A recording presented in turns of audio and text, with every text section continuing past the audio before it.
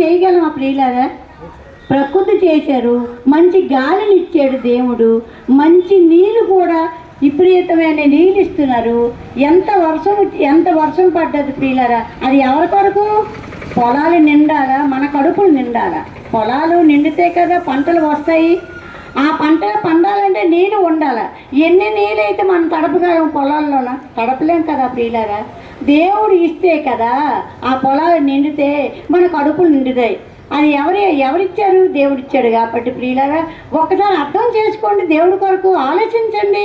ఎప్పుడు మన కడుపు, మన పిల్లలు, మన సంపాదన, మన ఇల్లు, మనం ప్రతిదీ మనం అనుకునే ఉంటున్నాం. కానీ ఎప్పుడైనా దేవుడిచ్చింది ఈ సంవత్సరం ఇన్ని మామిడిపళ్ళు ఇచ్చాడు నా కన్న తండ్రి, థ్యాంక్స్ అని ఎవరైనా చెప్పావా?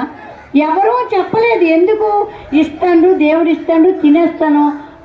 రైతులు పండిస్తాడు, తింటాను అనుకుంటున్నాం. కానీ ప్రియులారా, రైతులు విత్తనాలు వేసి వెళ్ళిపోతారు. అక్కడ కాపలా ఉన్నది, అక్కడ మొక్కలు ఫలించింది ఎవరు చేస్తుండ్రు? అంతను దేవుడు చేస్తాడు. ప్రియులారా, ఒక్కసారి ఆలోచించండి.